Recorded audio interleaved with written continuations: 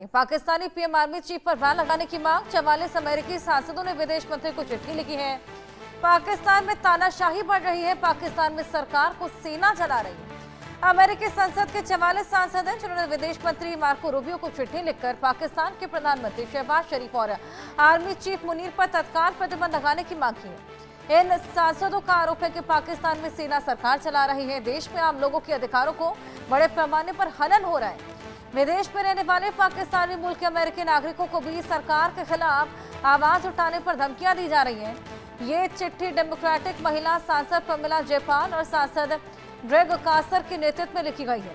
इसमें सांसदों ने कहा कि पाकिस्तान में तानाशाही बढ़ रही है, पत्रकारों को धमकाया जा रहा है, अगवा किया जा रहा है या देश छोड़ने पर मजबूर किया जा रहा है। तो देखिए, अमेरिकी सांसद ने अब पाकिस्तान की गूंज सुनने को मिली है। देखिए, पाकिस्तान के जो आर्मी चीफ हैं उन पर बैन लगाने की मांग की जा रही है, यहाँ तक कि पीएम पर भी बैन लगाने की मांग की जा रही है। और 44 अमेरिकी सांसद हैं जिन्होंने मार्को रूबियो को इसको लेकर बाकायदा एक चिट्ठी भी लिखी है। आइए और जानकारी लेंगे, हमारे साथ हमारे सहयोगी आशिक मीर जुड़ गए हैं।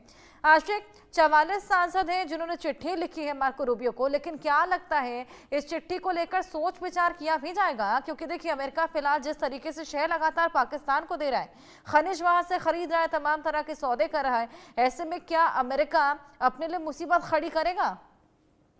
देखिए, बिल्कुल हर्षा, जिस तरह के हालात इस समय पूरे पाकिस्तान भर में बने हुए हैं, चाहे हम खैबर पख्तूनख्वा, बलूचिस्तान या सिंध प्रोविंस की बात करें, जहां पर आम नागरिकों के साथ किस तरह का व्यवहार किया जा रहा है, ये पूरी विश्व जो है इस समय देख रहा है। और इसी बीच जिस तरह से अमेरिका के कुछ संसदों ने जो है मार्को रूबियो को एक चिट्ठी लिखी है कि किस तरह पाकिस्तान में आर्मी और पाकिस्तान की सरकार जो है आम नागरिकों का हक छीन रही है और कहीं ना कहीं एक डिक्टेटरशिप के तौर पर देखा जा रहा है, जहां पर जर्नलिस्ट को बोलने की आजादी नहीं दी जा रही है। आम नागरिक अगर अपनी आवाज उठाता है अपने बेसिक इश्यूज को लेकर, तो उसको किस तरह से डराया धमकाया जाता है।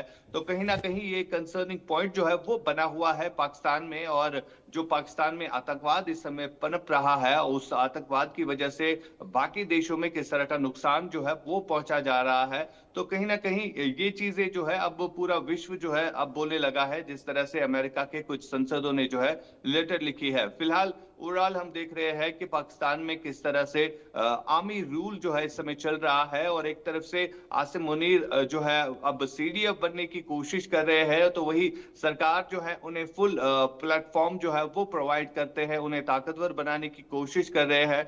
लेकिन कहीं ना कहीं ये पाकिस्तान के लिए भी उल्टा पड़ रहा है और पाकिस्तान की अवाम जो है अब इन चीजों को डिस्कस करने लगी है। हालांकि कई सारे ऐसे लोग भी हैं जो कि विदेशों में है पाकिस्तान के ही, और उन्हें भी अब बोलने की इजाजत जो है वो नहीं दी जा रही, उन्हें वापस अपने मुल्क लौटने की इजाजत भी नहीं होती है। हालांकि जो लोग इस समय पाकिस्तान में है, जो कोई आवाज उठाता है, चाहे कोई जर्नलिस्ट ही हो, तो उन्हें डराया जाता है, धमकाया जाता है और देश छोड़ने के लिए कहा जाता है। यानी इस तरह के हालात जो है इस समय पाकिस्तान में बने हुए हैं, जो कि एक बड़ा कंसर्निंग पॉइंट है इस समय।